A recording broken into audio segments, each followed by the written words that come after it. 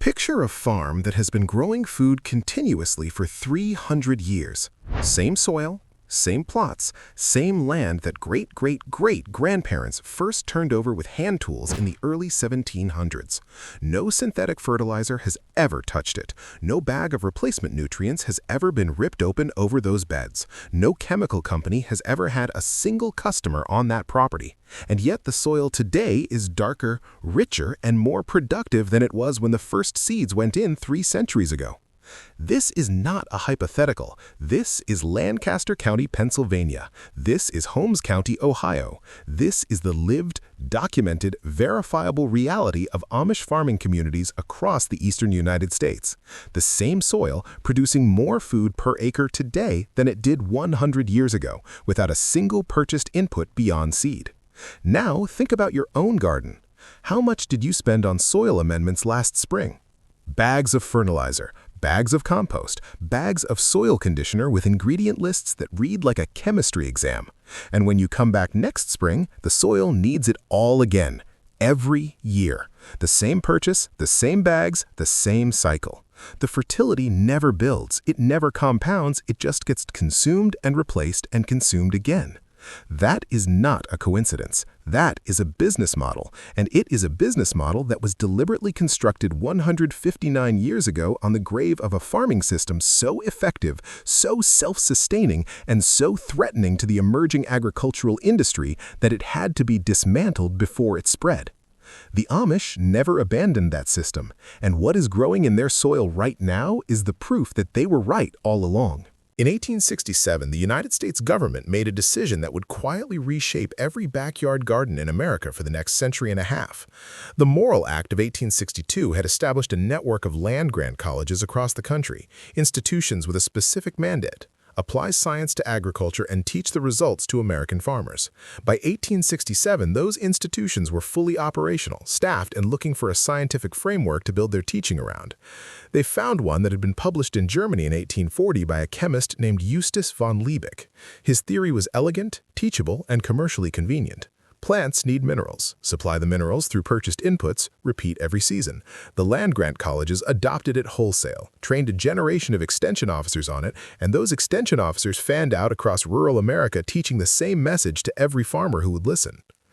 What those extension officers were not teaching, and what the land-grant college curriculum carefully omitted, was the fact that Liebig himself had publicly and explicitly reversed this theory 4 years earlier in 1863 in a book called The Natural Laws of Husbandry.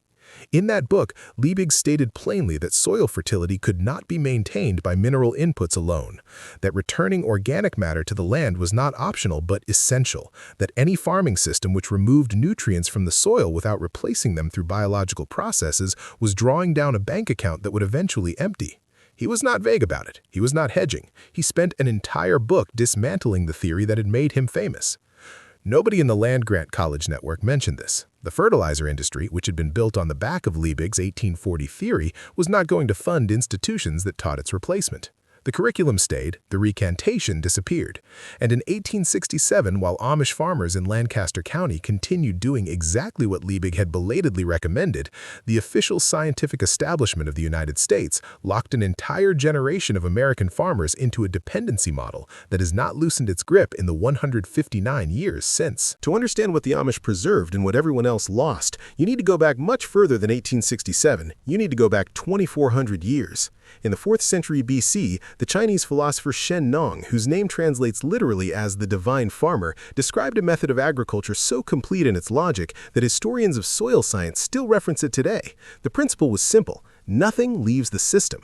Every scrap of organic material, every plant residue, every animal product, every human waste product is returned to the soil that produced it. The farm feeds the family. The family feeds the farm. The cycle is closed. The fertility does not diminish. It builds. This was not philosophy. It was engineering. Chinese farmers operating on this principle farmed the same small plots of land for 40 generations, feeding dense populations from tiny areas, without degradation, without collapse, without the need to clear new land every decade because the old land was exhausted. King and his team from the USDA documented this in extraordinary detail in their 1911 publication, Farmers of 40 Centuries, which studied Chinese, Korean, and Japanese farming systems that had run continuously for 4 millennia on soil that Western observers described as extraordinarily productive. What made it work was a concept so obvious in retrospect that its disappearance from mainstream agriculture is almost incomprehensible: the closed loop.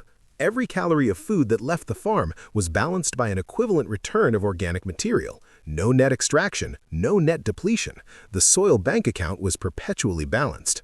The Amish brought a version of this principle with them from Switzerland and Germany in the early 1700s. Their agricultural heritage was rooted in the same closed-loop logic, refined through centuries of small-scale European farming on land that, unlike the American frontier, could not simply be abandoned when exhausted and replaced with fresh acres. You farmed the land you had, you kept it alive, or you starved. When Mennonite and Amish settlers arrived in Lancaster County in the early 1700s, they looked at the rich Pennsylvania soil the way a careful investor looks at a windfall. They did not spend it, they built with it. Every farm animal produced manure that went back to the fields. Every crop rotation was chosen not only for what it yielded, but for what it left behind in the soil. Legumes fixed nitrogen from the atmosphere and passed it into the root zone. Cover crops held the soil through winter, prevented erosion, and decomposed into organic matter in spring. The system was not a collection of techniques, it was a philosophy made physical, the farm as a living organism that fed itself. Liebig saw this when he visited England in 1865 at the invitation of Parliament, which wanted his advice on how to return the nutrient content of urban sewage to agricultural land. He walked through farms, he examined soils, he wrote about the difference between land that was managed as a closed loop and land that was managed as a mine. The language in The Natural Laws of Husbandry is almost angry in places, the writing of a man who could see clearly what his earlier work had set in motion and could not stop it. He could not stop it because by 1865 there were factories producing synthetic fertilizer, there were companies with shareholders, there were governments with trade relationships built around the import of mineral inputs. Liebig's recantation was inconvenient to an enormous amount of money, and inconvenient things have a reliable tendency to get quietly filed away. The Amish did not need Liebig's recantation. They had never adopted his 1840 theory in the first place. Here's what happens inside the soil of a farm that has been running as a closed loop for 3 centuries, described in the language that modern soil science has spent the last 50 years developing to explain what the Amish already knew. The foundation is carbon, specifically soil organic carbon, which is the accumulated result of every plant residue, every piece of manure, every dead root, every decomposed cover crop that has ever been returned to that soil rather than removed. Carbon is the structural material of soil biology. It is the food source for bacteria, the building material for fungal networks, the substrate from which humus, the stable long-term fertility reservoir of productive soil, is assembled. Research from the Rodale Institute, published following their long-running farming systems trial, which began in 1981, found that organically managed no-till plots built soil organic matter at a rate of approximately 15 to 28% more than conventional plots over a 30-year period. Soil organic matter and soil organic carbon are not abstract numbers. Every 1% increase in soil organic carbon in the top foot of an acre of soil represents the capacity to hold approximately 20,000 additional gallons of water per rainfall event. A soil with 4% organic carbon holds 80,000 more gallons per acre than a soil at 0. That is the difference between a garden that thrives through a dry July and a garden that wilts and stress cracks by the 3rd week without rain. Carbon also feeds the nitrogen cycle. This is the part that makes the Amish system look, to a conventional agronomist raised on Liebig's 1840 model, almost like magic.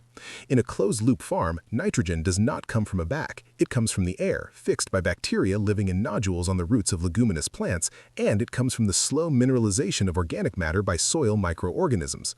A soil rich in organic carbon supports populations of nitrogen-fixing bacteria orders of magnitude larger than a depleted soil.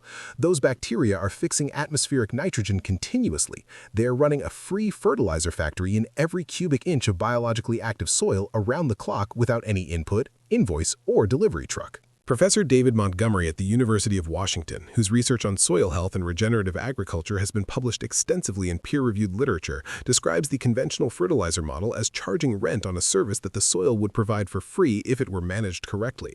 You are not buying fertility, you are paying for fertility that your soil stopped producing because you destroyed the organisms that generated it. The Amish system rebuilds those organisms through 3 interlocking practices that work as a single integrated system rather than as separate techniques.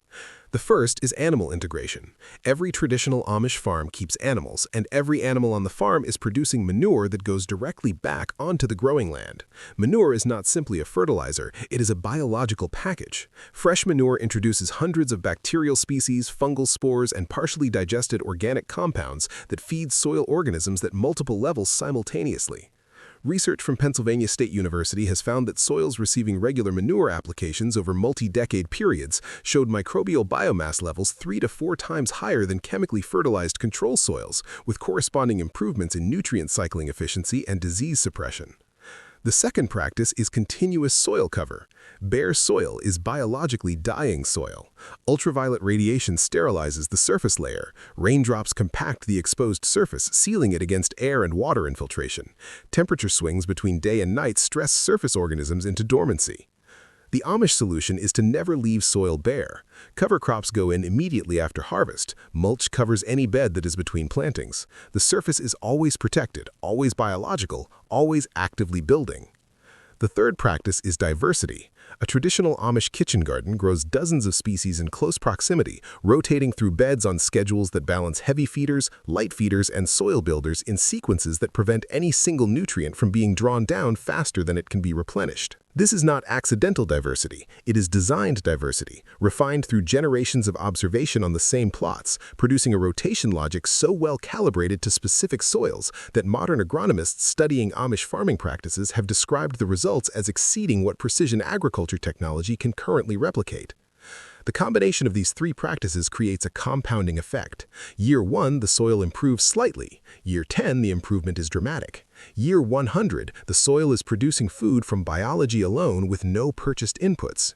Year 300, which is where Lancaster County Amish farms actually are, the soil is so biologically dense and so structurally rich that it outperforms chemically managed land even in drought years, even in wet years, even in the edge conditions where conventional farming collapses. This is the infinite food system. Not infinite in the magical sense, infinite in the engineering sense.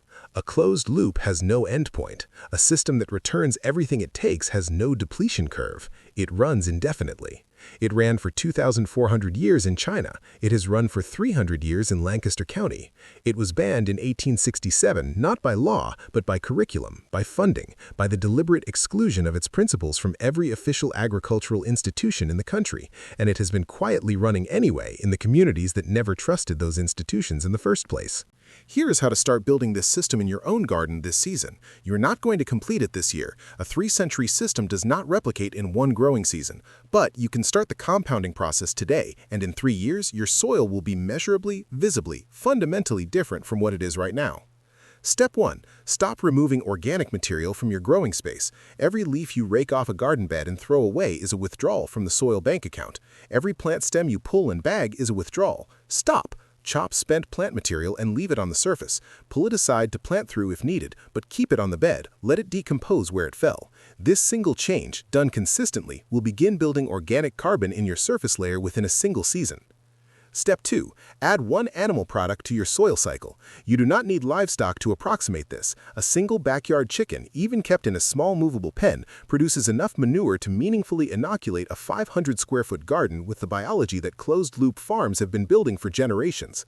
If chickens are not possible, source aged manure locally. Horse manure from a stable, composted chicken manure from a farm supply store, even worm castings from a home bin, all introduce biological diversity that a purely mineral fertilizer program cannot replicate. Apply it as a thin top dressing, never dig it in, and allow soil organisms to move it downward naturally. Step 3. Plant a cover crop this autumn. After your summer crops finish, do not leave the bed bare. Broadcast a simple mix of crimson clover and winter rye across every empty bed before the first frost. Clover fixes nitrogen from the atmosphere at rates of 50 to 200 pounds per acre per season, depending on soil conditions and inoculant quality. Winter rye produces deep roots that break compaction, hold soil through winter rain events, and decompose into organic matter when cut in spring. A single packet of each costs under $5. The fertility return over one winter is the equivalent of a significant bag of synthetic fertilizer at zero cost, with the added benefit of leaving biology behind rather than burning it out. Step 4. Build a rotation that feeds itself. Map your growing beds and assign each one to a 3-year rotation. Year 1, heavy feeders, your tomatoes, squash, corn. Year 2, light feeders, your carrots, beets, onions. Year 3, soil builders, your beans, peas, legumes of any kind. This rotation prevents any single nutrient from being systematically depleted, gives nitrogen-fixing crops a regular presence in every part of the garden on a 3-year cycle, and mirrors the principle that Amish farmers have been applying on the same land for centuries. What to expect in year 1? Your soil will look similar. Organic matter does not transform visibly in a single season. What you will notice is moisture retention, your soil staying workable longer after rain and longer between waterings. This is the first sign that carbon is accumulating and soil structure is beginning to improve. What to expect in year 3? The difference will be visible and undeniable. Darker color, springier texture, dramatically reduced weed pressure as the surface biological layer begins actively competing with weed seeds, and noticeably healthier, more disease-resistant plants. Your fertilizer bill will be falling, your watering frequency will be dropping. The system is beginning to run itself. What to expect in year 10? You will understand at a level that no amount of reading can substitute for exactly why the Amish have farmed the same land for 300 years without degradation, because the soil beneath you will be building, not declining, and you will feel the difference every time you push your hand into it. In 1867, a decision was made on behalf of American farmers that those farmers never got to vote on. The science of self-sustaining soil was set aside in favor of science that created customers. The closed loop was replaced with an open one, because an open loop needs inputs, and inputs are sold, and sold things generate profit in a way that a self-sustaining farm never can. The Amish never accepted that trade, not out of stubbornness, not out of ignorance, out of a clarity about what a farm is supposed to be that the rest of the agricultural world spent 159 years trying to forget. A farm is not a factory, it is not a mine, it is a living system, and a living system managed with intelligence and patience does not deplete, it builds, it compounds, it gets more productive every decade, not less, as long as the person tending it understands that their job is not to feed the plants, it is to feed the soil. The soil feeds the plants. It has been doing that for longer than anyone reading this has been alive. It will keep doing it without a bag, without an invoice, without a delivery truck, as long as you return what you take and leave what grew. Liebig knew this by 1863. The Amish knew it in 1710. You can start knowing it today. If this changed how you see what is happening beneath your garden, hit subscribe. There's a lot more of this coming, and the next one goes even deeper.